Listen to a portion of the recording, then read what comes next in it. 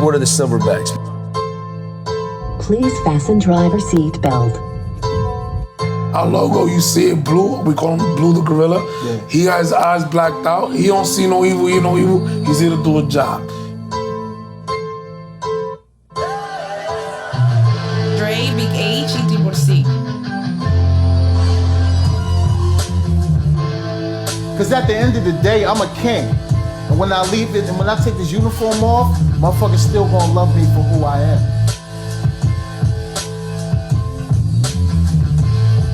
The silverbacks are what? They're a group. It's a mentality. Yeah. And it's the guys we came up with.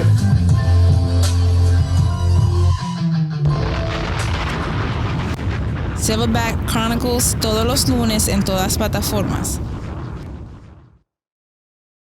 This episode is being sponsored by Berman, Sobin and Gross, our wonderful law firm.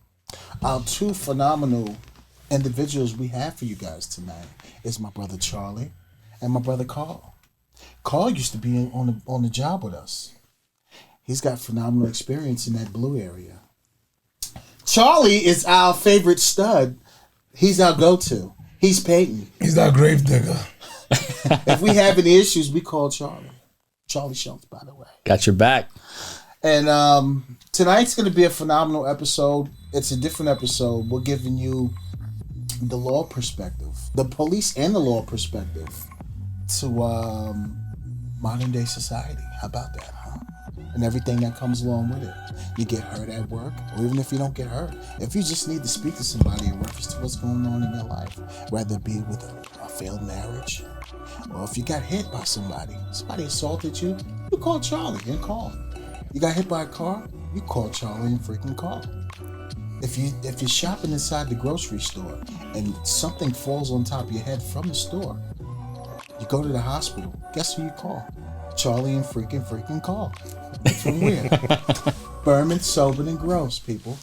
So listen, with no further ado, we're about to get into this. The red carpet is out, and we are having fun tonight. By the way, don't forget the website, www.silverbackchronicles.com. And by the way, I'm going to say it again. This episode is being sponsored by Berman, Sobin, and Gross, the phenomenal law firm by our two amazing men that we have tonight.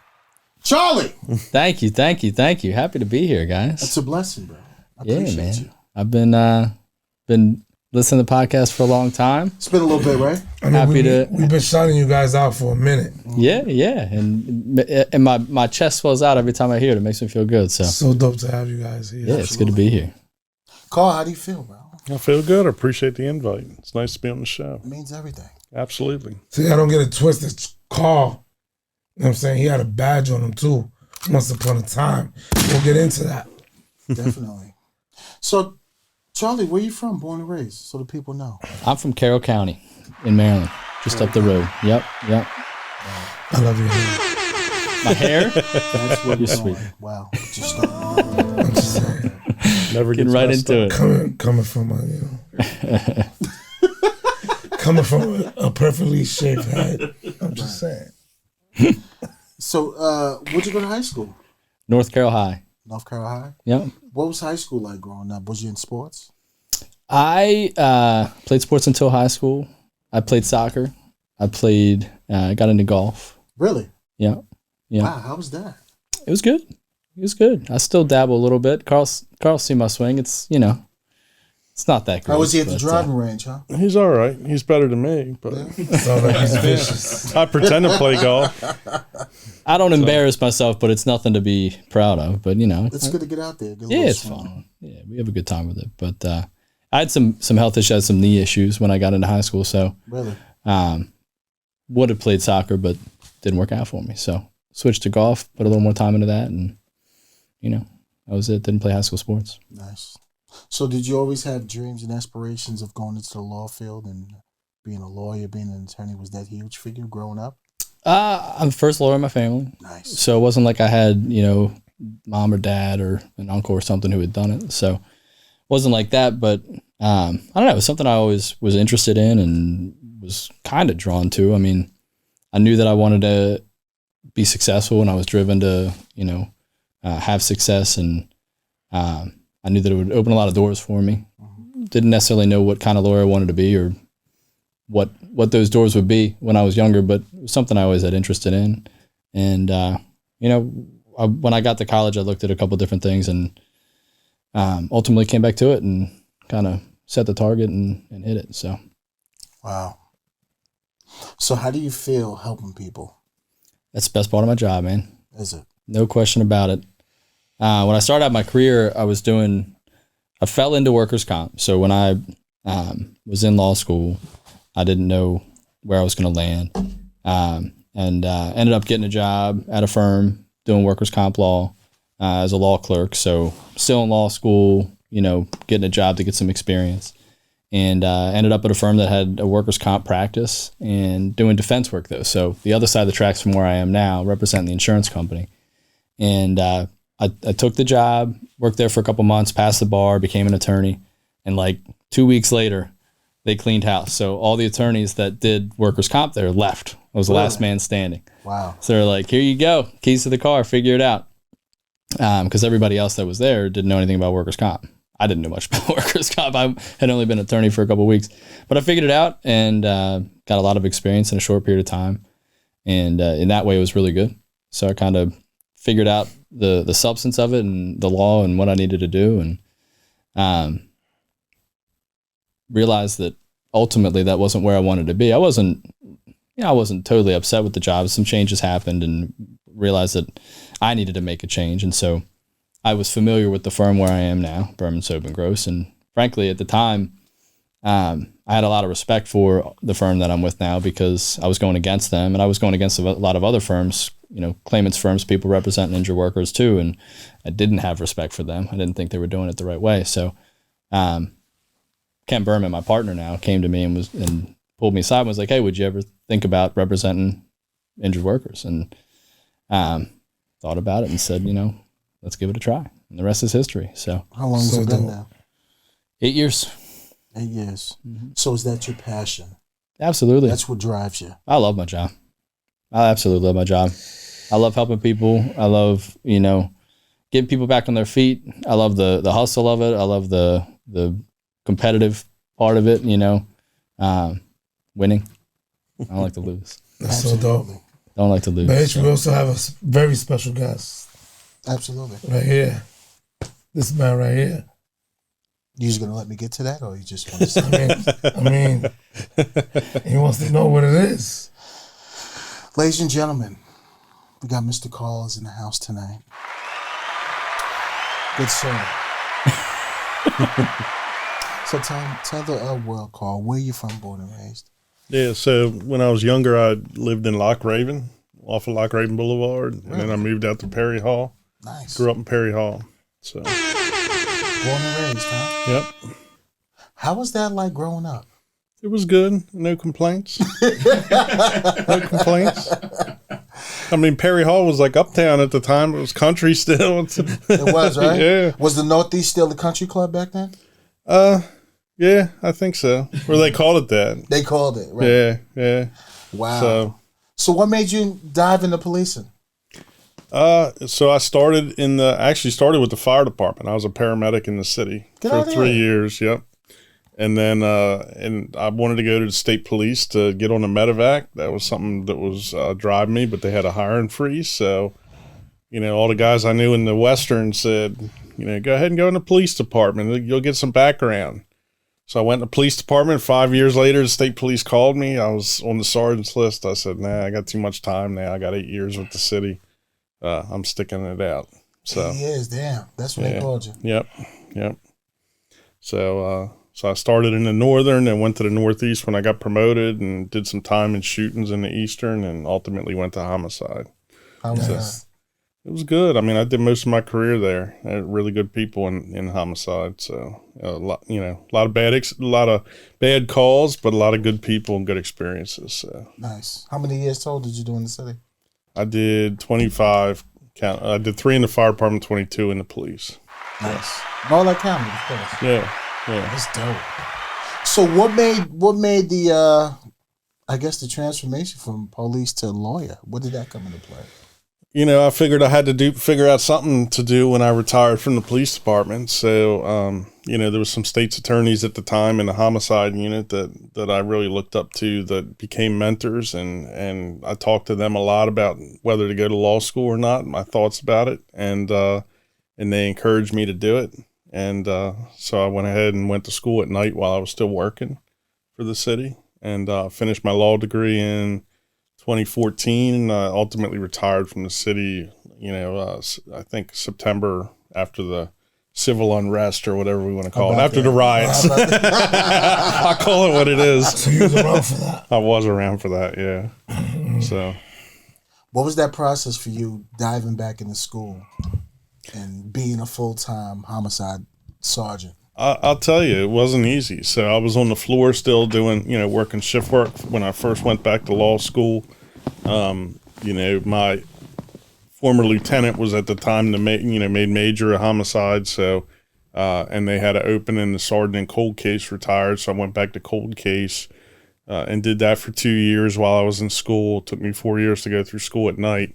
And then I was also, besides cold case, I was on an FBI task force, Safe Streets Task Force, which is a HIDTA group. So I was doing cold case and that, and then ultimately they split Safe Streets out of homicide. So I went with Safe Streets. In my last 2 years of law school, I was with Safe Streets doing gang investigations, drug investigations. That's awesome. So it wasn't easy. I mean, I'd be in class at night and the phone starts ringing and you get a break and you call and somebody's threatening to shoot somebody else. It's like, oh, I'm going to miss the second half of class. I got to go to work. So, but I made it through. Wow. So I don't know how sometimes looking back, but I made it through. You got it done. Got it done. So what's life like now? It's good. I mean, it's busy. It's a different kind of busy than the police department was, but I mean, it's good. Most of my clients are fire and police. I like representing those folks. I've done it, so I know what the job involves, and it feels good to represent them. And I think they feel good, when they call me up and they're talking about something that happened at work and they're using terminology that maybe the regular public doesn't understand, right? I'm like, yeah, I got you. I'm familiar with that. And, I start throwing it back to them and I think they feel good. They're like, how do you know that? And I'm like, I tell them my background and it's awesome to help those folks. That's awesome.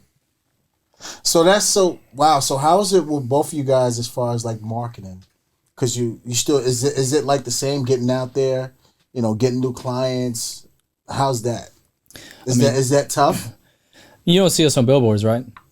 I mean, we're not on the radio. We're not on billboards. We're not on the side of buses. It's not how we do it. I mean, we take care of people, and our reputation is what brings clients in. So, I mean, it's what it is. I mean, it's for us. It's personal. It's about making relationships and making a bond with somebody and getting them to instill that trust in you, so that they'll have confidence to send their friends and family your way. And most of our business comes from people that we've made those relationships with and we've represented them themselves or their family members. And that's how they got to us. So, our what we do and the quality of representation that we bring to the table is it speaks for itself, because it definitely does. We're busy. Yeah, absolutely. Yeah. And I mean, to piggyback on that, it's always nice when you have a client. I mean, we do mostly workers' comp, but you have clients that you represented, or they have friends that, friends of somebody you represented, and they call you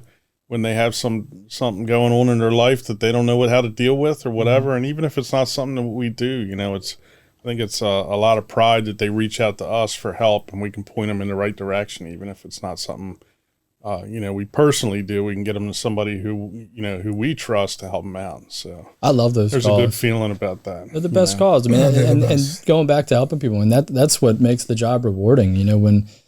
When I get, today I got a call from a client and his sister at the same time, because he was referring me the case. So he was calling me to give me the heads up that she'd be calling, and she was calling me at the same time. Like, hey, I know you're going to take care of her. This person's going to give you a call, do what you do, that kind of thing. I mean, that's the best feeling in the world, right? I mean, you not only had the confidence to bring your problem to me for me to help you with, but after we wrapped it up, you were so satisfied that you're going to spread the word and send other people our way. So that's marketing for us. I mean, that's what we do. It's all about relationships. That's perfect. I would love to break down your coverage, because the way you guys are here because you know, you guys helped me out. So like to me, this is personal. You know, I went through I went through a car accident, and like you guys helped me out. And ever since then, it's been amazing. Like you said it, like you wouldn't come on this podcast unless you did a ride along. How was your ride along? It was fantastic. Me and Ronnie threw it down, man. It was fun. Where did you do your ride along? Like, we're in the Northeast. Good old Northeast District. Yeah, man. It was fun, man. I got to throw some LiDAR, get a little feel for what you guys do. I threw on the vest, you know. What was your perception of policing prior to going on that ride along? And what was it when you actually did the ride along and saw how things got done? And I'll be honest, and look, it certainly wasn't nothing crazy popped off. So you guys go through some shit that I certainly didn't experience that day, not even close. But I think I had a pretty good window into your world. I hadn't experienced it myself and put on the vest until that day. And I'll be honest, I was a little nervous, you know, coming into it. I'm like, Baltimore City is no joke, you know, like, you know, I didn't really know what to expect. It ended up kind of turning out, I guess I wasn't necessarily surprised by anything. I'll put it that way, but, except for I was extremely impressed by how Ronnie carried himself. I wasn't surprised by it because I know Ronnie and he's a guy, but, super, super professional. You know, you guys always talk about community policing and doing things the right way and having respect for people. Oh my God. I mean, he had so much respect for everybody that he came across that whole day. Just completely professional from start to finish, you know, did his job, did what needed to be done. The highlights for the day for me were, going across town on some calls for backup and responding to some calls where we were, I guess, the lead call, but, we're rushing across town to get to it. That was intense. You know, I like to drive, and when I'm in control of the vehicle, it's one thing. But I mean, I've certainly never been going 75 miles an hour down a Baltimore City street on the other side of the double yellow. Lights a siren. He left footprints in the floorboard. I mean, I put the faith in God and Ronnie, man, and he got me through. But there was one point where we were going just straight on for a bus at 75 miles an hour because I'm looking at the odometer like, bro, the speedometer. And he's super smooth. Oh, super smooth. He had it the whole. I mean, I never lacked faith in him. It was just, you know, there was a lot of stuff going on. We're going pretty quick, and there were cars next to us, so it wasn't like I was like, "What's the exit strat? Like, where are you going?" Because we're driving into a bus, and there's nowhere to go. But it worked out. So that was pretty cool. Yeah, it was a good day. Yeah, it was fun. I'll do it again.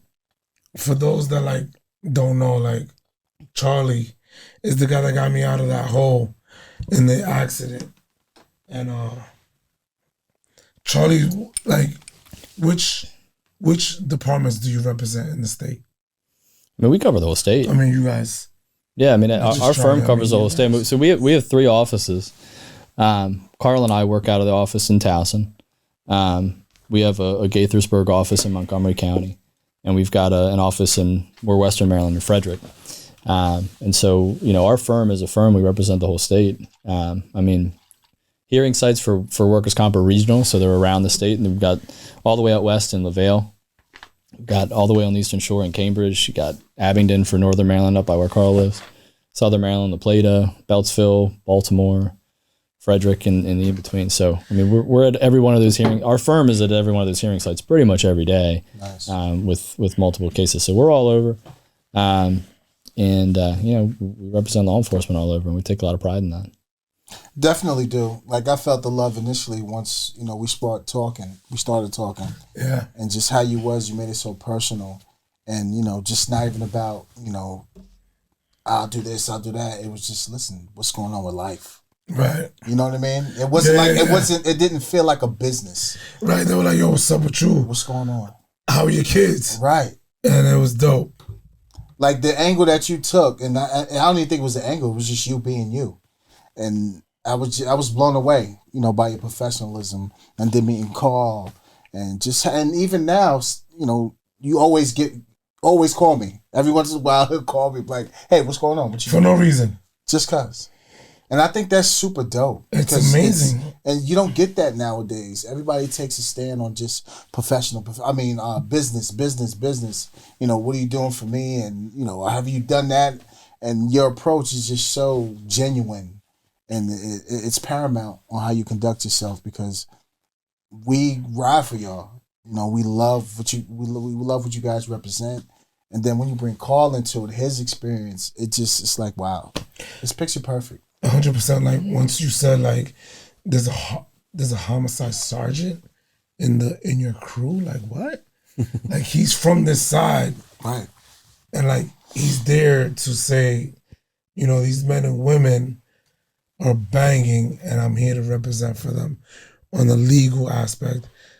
Like they have nothing to worry about because he's did it. He done it. Yeah, and I'm not going to put his personal business out there, but Carl, he's been through it too. I mean, Carl's been the client as a law enforcement officer and has been on that side of it too. So he's, you know, stood in your shoes and has been there and gone through the workers' comp process, you know. Right. So, I mean, he's literally done all of that. He could paint a different picture for new clients. I know, right? Yeah. A lot of attorneys just don't know. You got any like wild? What's that? You have any like wild like circumstances that led you to I don't know if you care to share. I mean, I don't know. I mean, I've seen a lot, you know, homicide. You know, I've seen it all. You know, most of it's very sad, but yeah. I know that I can tell what was your why for law enforcement, of course, because we're still servants, so we know why you did it. Right. What's your why now? You know, I mean, I just have a you know, coming from that, you know, it's a brotherhood, as you know, you become close with the guys you work with. You know, people ask me, do you miss the job?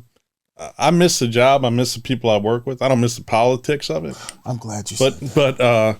But I do miss the work. I enjoyed what I did. Absolutely. You know, my son's a policeman. He works in Hartford County for the sheriff's office. Awesome. And he's been there probably 3 or 4 years now, I think. So, you know, I still have family, you know, that are doing it. So, you know, it's a little different when you have a kid doing it.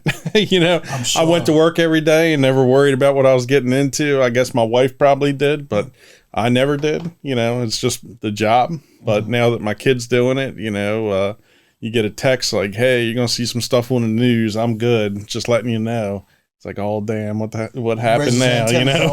Right. Yeah, I mean, it's just a different perspective on it. But, you know, but I still have a passion for it. I mean, I have, you know, there's a lot of young kids that my son's friends with that do it. You know, guys I work with in the city, their kids are doing it now, you know, for different departments. And you know, I still run into those guys all the time. I worry about them. So, you know, it's a different world now than it was when I started doing it. You know, I started in the early 90s. It was much different then than it is now. It's a different environment. But I have a quick question. Like, yep. And shout out to our buddy Donnie Waldron, who is now a lawyer. But at what point did you switch? Like, what was it that like, you know what, I'm gonna become a lawyer? Like I said, I mean, I just had a lot of, there was some attorneys in the homicide unit for the state's attorney's office at the time, you know, that really impressed me. I felt really good about them. I figured, you know, I was thinking about, you know, at some point there's life after the police department. I got to do something. So you was already thinking about it. I mean, I was thinking about, something I might want to get into. Just like Charlie, I don't have, you know, nobody in my family was a lawyer before me. Nobody ever went to law school. You know, or, you know, any of that stuff. So, but, you know, I talked to some state's attorneys that I respected a lot. And, you know, unfortunately, the one that was probably the biggest mentor to me, you know, passed away before I went to law school. But, you know, he really encouraged me to do it and talked it up.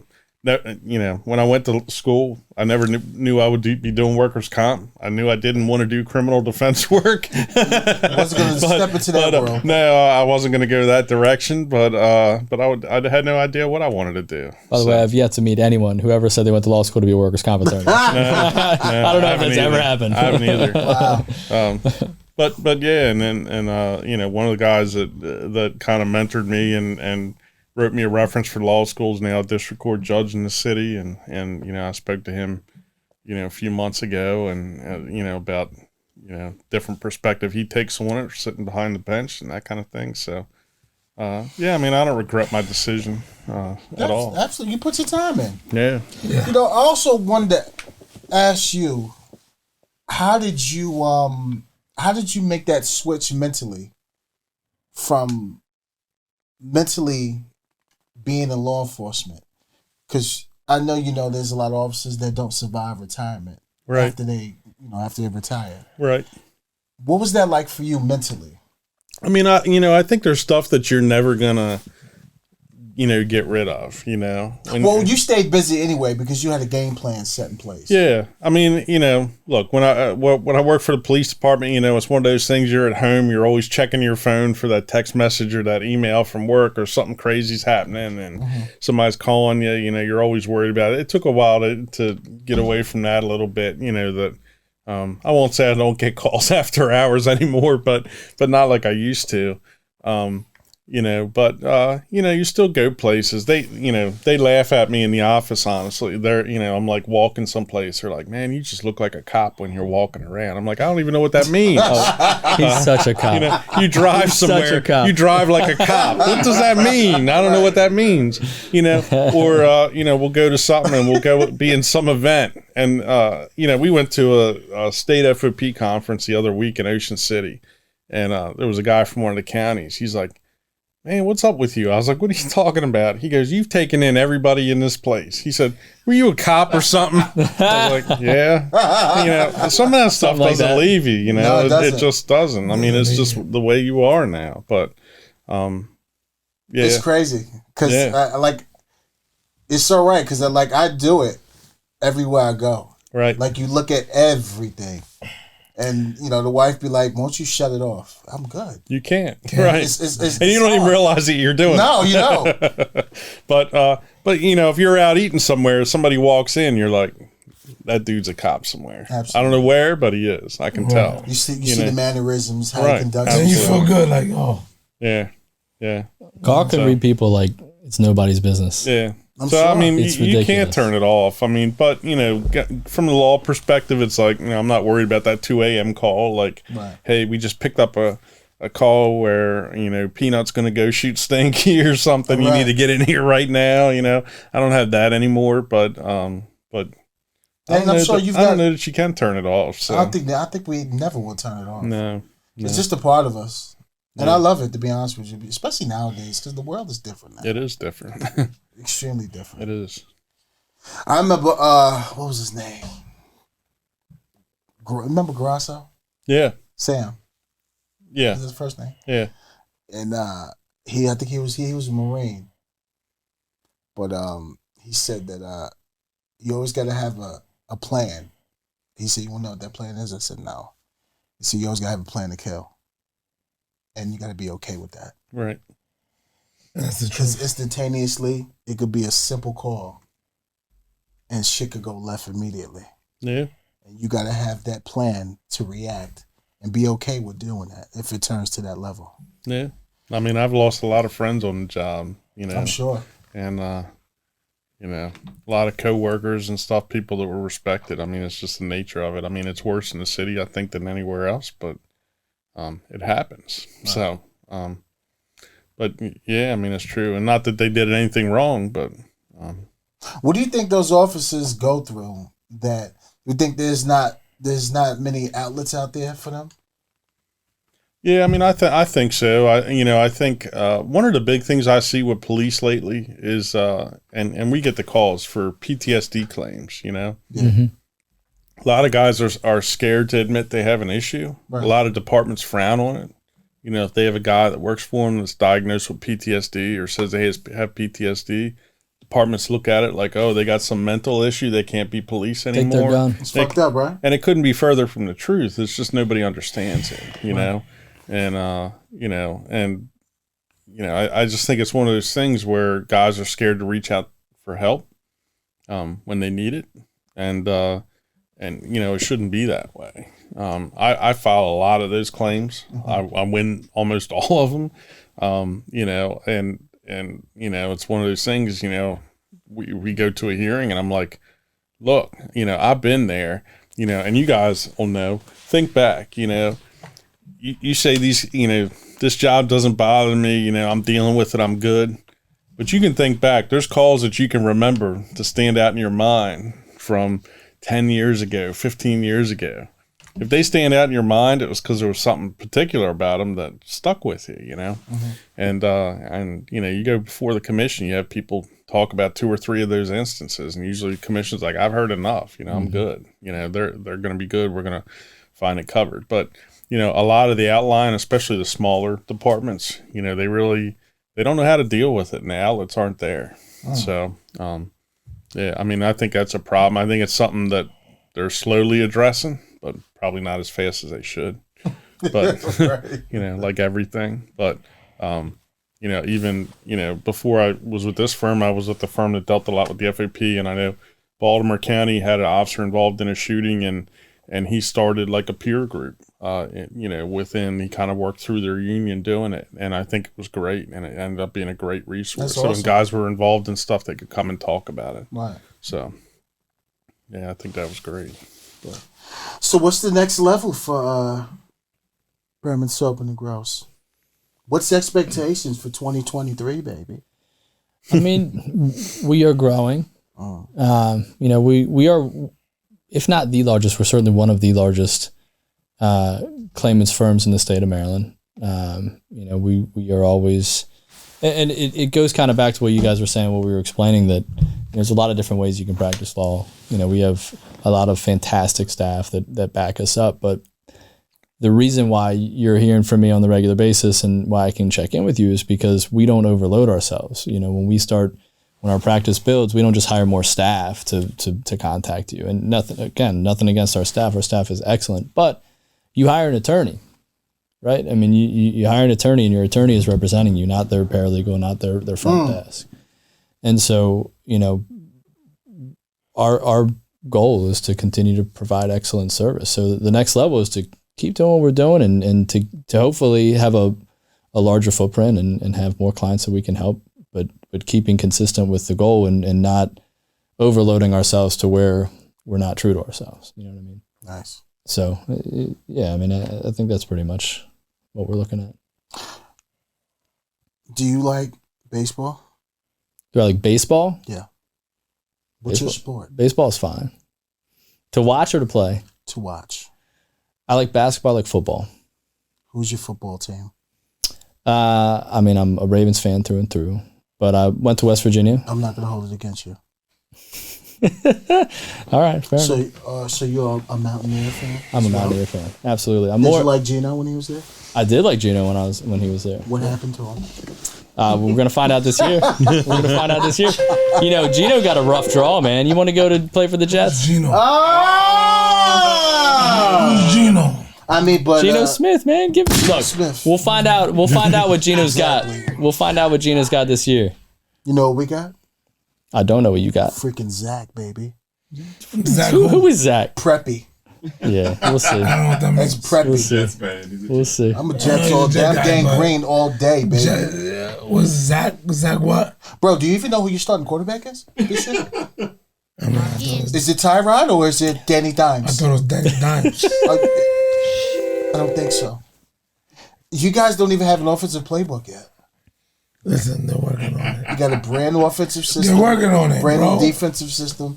You know, I get this all They're the time. working on it. From freaking Giant fans, bro. I mean, Come on, stop. Like, it's absolutely insane. from the bird's eye view, It's I an mean, abomination that I got to deal Jeff with. fans. neither of you can get it together. Year. What do you mean? Neither of you can get it together. We got it together a lot more than they Every do. year, the Jeff fans, this is what they do. Oh my God, we're gonna win the Super Bowl. Oh my God, we're gonna do this. And it's like, yo, bro, you're the Jets. You're the Jets. You're the Jets. Who's your starting quarterback this year? I can tell you mine. I know what Danny does, but at least I'm not a Jet fan. What do you mean? I'm not a Jet fan. You think because you guys freaking drafted Kayvon Thibodeau that's I don't care who we draft. that's gonna freaking Yo, like it's my brother. I'm not a Jet fan. You need to be. It's the Jets. It's Giants the are done. Jets. Carl, who's your favorite? Name football if so is so. I'm a Ravens fan, I have to say. All right, what do you guys really think? Like, I bet what's you gonna the happen Raven this year? game. This year for the Ravens, Yeah, it'll be an interesting year. You know, I mean, it's Lamar's 5th year. Lamar, so it's a contract year. Yeah. Lamar's a stud. You know, He's been a stud. He's been a stud. Definitely. You know, But do you think he'll get you guys over the hump? But did he even get a new contract last year? No, that's why it's his 5th year. so Lamar's making rap videos. they put some pieces around him. They put some pieces around him. opened a They gave him restaurant in Florida, I heard. some linemen that I'm hopefully mad at will that. keep him safe and allow him to do what he does. You know, you got Brown leaving, which, you know, he was showing out last year, but it's a running offense. So, you know, last year they surprised everybody. They had every injury Yeah. in the book, and they still running somehow backs, yeah. were competitive. You know, I mean, it was impressive that they were able to do what they were able to do. So Stop we'll it. see. Stop what? What are you talking about over there? If it's not KC, if it's not like, there's no chance to win a Super Bowl. Stop it. What do you mean? What? Come on. Would you say you're a Giants fan? Right. I'm a Giants fan, but I'm realistic. Realistic about what? I didn't say we're going to win the Super Bowl, but if you're asking me what's going to happen, we'll see, is what I said. I didn't say. I mean, did I say Super Bowl? I've been to a Ravens game and it's super dope. Mad fun. I loved it. They compete no matter what. They Shout out always to compete. Corey and Tyler Bello. We went out there and it was dope. Look, Super last Bowl's a season. special thing. That's hard to come by. It is, but That's hard to come by. But will they be competitive? Absolutely. We'll see Brady's what got to happens. win like 10 more before he retires. I thought you just sound, I thought you just sound like He needs 2 for each finger. an announcer contract or some shit. They sound what, $375 with Fox when he Right. retires though. When he retires though. Right. This is last year. I can guarantee. Nah, but like you know, we have these men right here, like this firm right here, with my accident. I mean, I met him. He had the Batman and the thing. And there it is. Bruce Wayne. Batsuit, baby. I say, yo, watch. Hey, yo, H. He's like, yo, I do this, I do that. Ooh. And I'm like, bet, let's meet up. And he showed up. And I saw that jacket.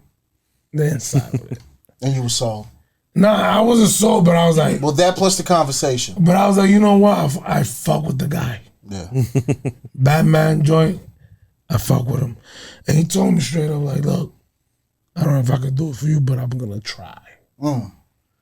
I'm gonna fight. And he fought. Yeah. And he got me out of a hole. And here we are. Like, it's been amazing. Like, What's it been, like 2 years since it? I thank you for that. Yeah, I mean, like, it's it been was 2 years. bad. 2 years, right? It was bad because, you know, and I'm not throwing shade on any other lawyer in the town that I've ever worked with, but, you know, they didn't even try. This guy did. He did. Especially with his experience. Absolutely. You know, they figured it out. And that's what you want when you are jacked up in a jackpot. You want somebody to be like, you know what? I'll try. Everybody else was like, I can't do it. Yeah. And you're like, yo, you know what? Like, what do you mean you can't do it? And I remember I was driving back from my first time in Ocean City in 11 years.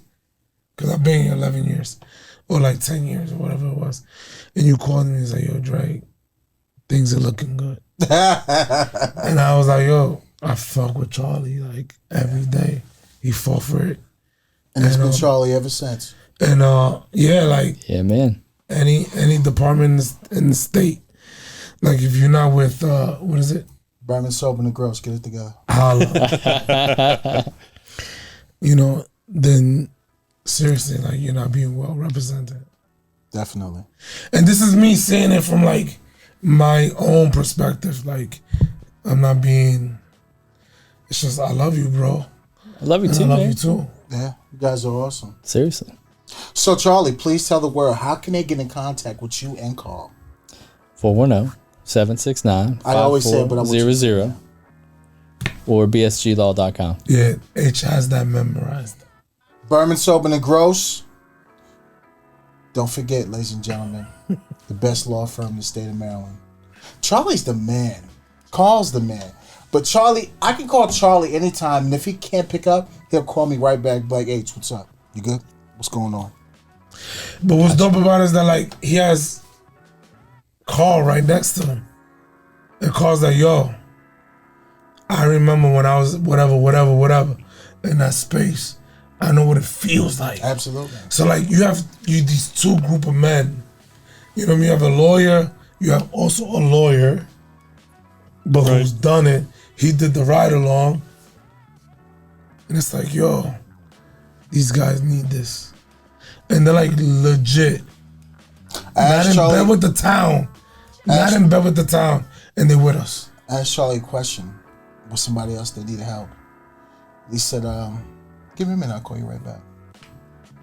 Bingo. Everything they needed. Just like that. Whoever's listening to this, if you're in Baltimore City or in the state of Maryland, you have to go to these guys. Berman, Soap, and Gross. Don't play. Give them a call. Charlie, would you like to say anything to the crowd? Any shout outs before we wrap this thing up? Shout outs to all my law enforcement officers out there, all my firefighters, all my first responders. You know, I don't have to go to work every day and worry about coming home. Y'all do, and I appreciate you for it. And you know, that's what makes me prideful about the work that I do. So thank you all. Shout out to my family, my wife and my kids. It's on rolling now, huh? And I got a bone to pick with HBO, for real. Do you? Yeah. What happened? I mean, we're going to still talk. No, seriously, like, I thought y'all were going to throw it down. They had an opportunity. They didn't even know. You mean like fight? Oh, they had my man in handcuffs. I'm like, cut the handcuffs off. Absolutely. You gonna talk shit to the Punisher? Oh, let him know. Like, let him loose, man. Like, come on. Oh, you said like let him loose. Yes. Like, come on. I mean, Punisher right versus Horton. Like, come on. How was it? Like talking shit to the Punisher. I'm like, dude, have you seen that show? Right. How was it like having? I wanted to see it. It's dope that you bring that up. I'm messing it up for Lauren, right? Then Carl say he ain't see it yet. Dude. How was it? Carl, you didn't see it yet? Nah, that's all right. How was it having? Spoiler alert. Spoiler alert for anybody who hasn't seen it yet. How was it having him like yell in your face? I must say, shit at you. My part in episode 3, I played Sean Connolly, the famous drug dealer. It was amazing. It's like I went to the school. I went and got a fucking doctrine in acting in 24 hours. And it was crazy because shout out to my brother John Bernthal, shout out to Jamie Hector, shout out to D. Watkins, shout out to George, David, Nina, everybody, like the cast, and Nikki P. The direct, Nikki P. It was simply like amazing because like I'm a freak for detail, so I would watch John and he would go into character. And we would go back and forth on the scene. And then once the scene is cut, the cleanup crew will come in and clean up. And while the cleanup crew is cleaning up, he's back in the fucking character. And we're going back at it while everybody's chilling. And that to me showed me what kind of work ethic this man has. No wonder, like, what do you mean? Like, no while wonder, they were cleaning? No wonder he's an A-list actor. Because while we finished the scene, the cleanup crew comes in because, you know, he was breaking shit up, tearing the scene it's chaotic, it's crazy. So while we're supposed to be taking a break when they yell cut, the cleanup crew's coming in. No, John is back in the character, like we're shooting live. And we're going back and I'm getting in the character. And we've done that. We must have did the take like 1,000,000 times. And it was crazy. Because he's a perfectionist, and that shit like really resonated in me. I saw the different grind from my grind displayed in the artistic form of acting, and it was amazing. Jamie Hector right next door coming in, and you're just overwhelmed by just greatness, and not many people can say that they did that, and I'm so blessed and fortunate to go through that because it just. Mentally, I was fucking done that entire day. It's like I had to play 18 different characters into one character. I had to show this. I had to show that. Well, do it this way. Do it that way. Wasn't it chained on you? It was, huh? Then they switch it up on you. They switched it up on me, yeah, because when they saw like how I was, it was like me and John was going back and forth. And when you get that, it's like that's what you look for. That's what you're looking for in that world. When you're not just one way, when you can show variations of character. And when they saw me, I guess, you know, Dave was like, yo, this guy's a natural. And John even said it. He's like, yo, bro, you ever done it? I said, no. But he's like, yo, you really killing it. Like, you doing it. It's crazy how you're doing this. And we just gelled. And it's like Rocky and Apollo. You know, we going back and forth. And my personality, his personality and the character. And we throwing haymakers. And not even live. But the casting, shout out to Thea. No, yeah, Thea too. But Berman. Green? Yeah, the director. Oh, Ray. Ronaldo Green. Ronaldo Green. Of course. Amazing. The big bro. Amazing man. The big bro. And Pat Morant. Everybody. Like it was Ronaldo love. Green. It was love. It was a phenomenal experience. How many takes did you guys do? Right. We was there all day. Doing that up at like scene, 4 right? in the morning. I didn't get done till like fucking 7, 8 o'clock that night. How many times did he smash the TV? Bro, I'm telling you, we went at it. And there's different angles. Like, it's crazy. It's crazy, but it's a phenomenal experience, and I'm blessed. I'm just happy. I can't thank, God and just people. Then, and me just working hard and just taking it. The biggest thing is taking advantage of every opportunity that's given to you. You never get a second chance to make a first impression. And having a hard work ethic and, being true to yourself. And I just loved it. I loved the experience. I love John and Jamie. And, John is like a big bro to us on a different level. And this Hollywood and movie shit. But I loved it. We got to meet him through you guys. He's a chill guy. Absolutely. Yeah, when you guys came they did the party in May. Yeah. You guys sponsored the party in May. And that was amazing. Shout out to Chop Tank. That was my birthday, by the way. That was my 44th. That was his birthday. Yeah, Triple C, 40th birthday, yep. Just Hilarious was there. Just Hilarious was there. That was dope. Good day. That was a good night. It was a phenomenal night. It's a great time. I threw up. Bernthal does not have a Baltimore accent, by the way. No, it doesn't. His DC all day. But the Baltimore accent on the show is it's hilarious. Oh my God, I love It's it. hilarious. I told y'all. I said if he doesn't get that right, I said I'm gonna be pissed. I said, it's like it gotta say Baltimore. He like no. I said he got that. He got it. I said thank you. He really he's got gets the into the Had to get character. He really does. And not only that, but like he'll hire a dialect coach and help him. But they didn't even do that in Hawaii though. A lot of those fucking when you listen to the cop accents and shit, and the people in those areas, they'll tell you like West Baltimore, East Baltimore, South. You better get that shit. That's, for Baltimore, you gotta get that right. I don't give a fuck. You gotta get that right. The thing about JB, like seeing him work, whatever the character is, he's gonna give it to you. Yeah. So like whatever it is, if he's like some whatever, he's going to do it. And he came here, and he did a thing, and it was amazing. He hit a home run. So when do we get to see Big H versus the Punisher?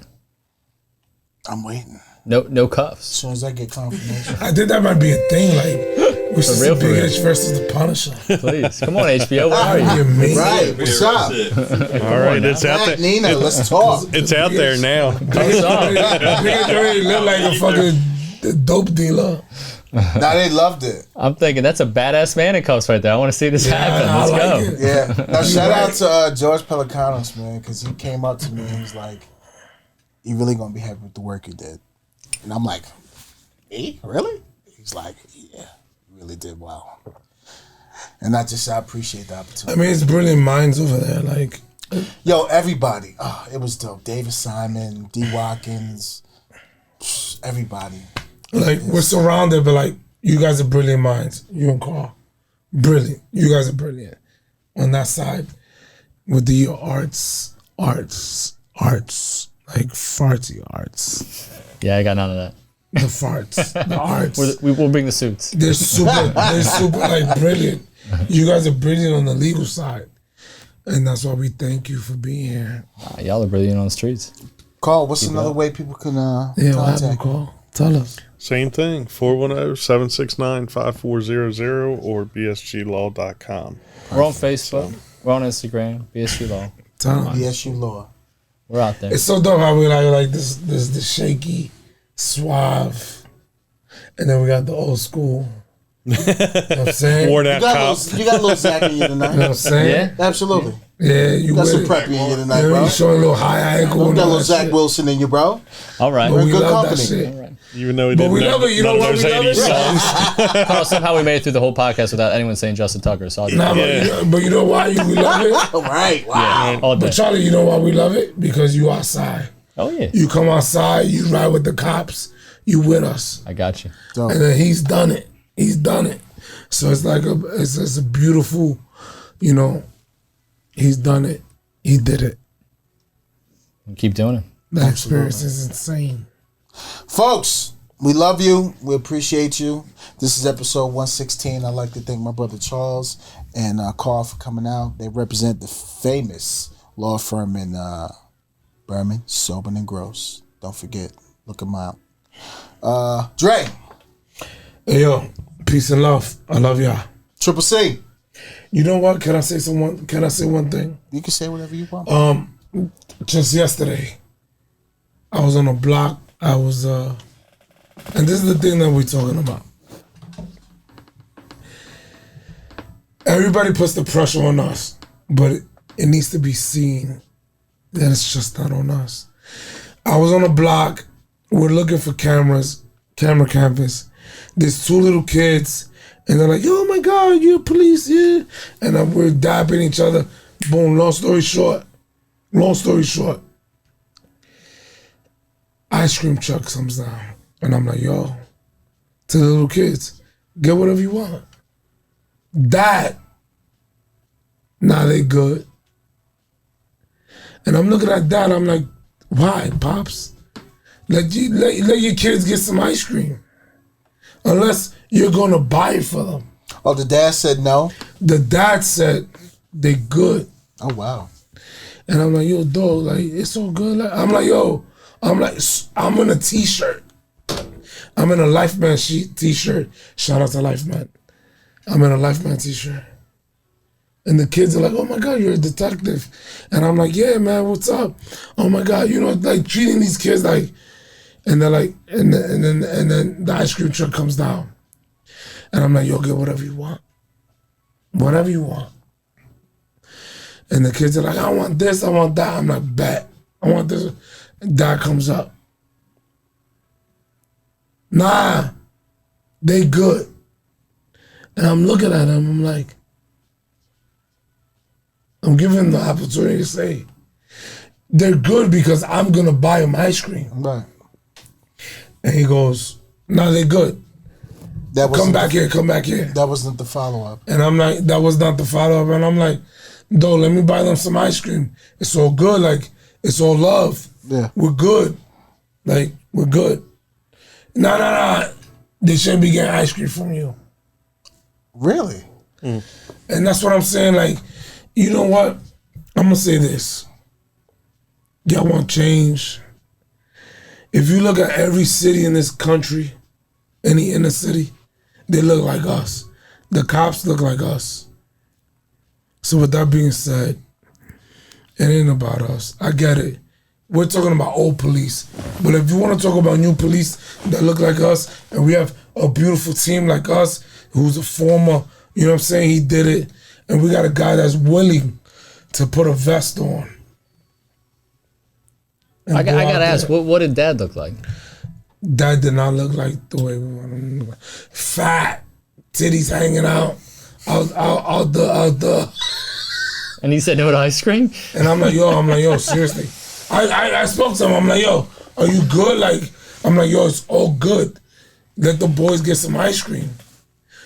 Whatever they want." He's like, "Nah, they good. They don't need it from you." I bet his kids would never get an extra guac either. So when we talk, exactly. Oh, yeah. That guac thing. Got you, baby. How about that? My man. What I'm saying is that, like, if we're going to talk this, have a conversation of, like, police work and everything else, you gotta understand that like the community has to contribute because there's plenty of cops buying shoes. There's plenty of cops out there buying coats. There's plenty of cops feeding the community. Yeah. But you don't see it. You know why? Because for the media, it ain't popular. And then when we come to you guys, it ain't popular. Why? Because you guys are for us. And I thank you guys for us. And that's it. Appreciate y'all. Well said, bro. I'm glad you got that off your chest. I mean, he at the end of the day, he didn't let me buy the kids ice cream. Yeah. For his own ignorant reasons. You know what it is? Real, like if you want to get deep into it, Chris he is stupid. stole. I can't with you. What? What happened? We'll talk about it off camera. He stole the moment from the kids. He did. The moment that.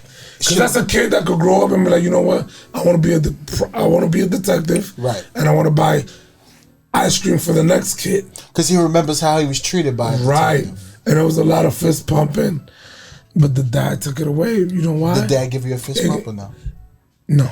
No. Oh no. He's ashy. I didn't want to touch He's him. very irate. I didn't want to touch him anyway. He's super ashy.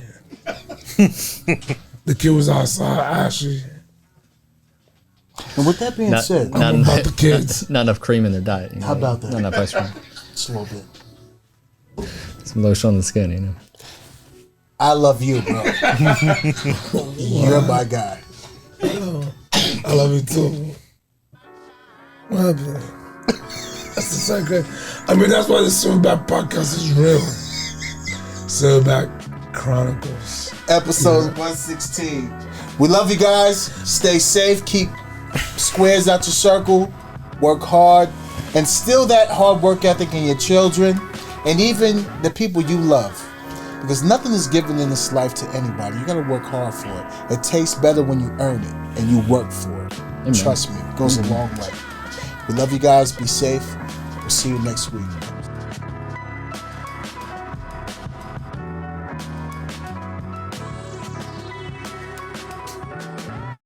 The views and opinions expressed on the Silverback Chronicles podcasts are those of the hosts, producers, or the guest appearing on the program.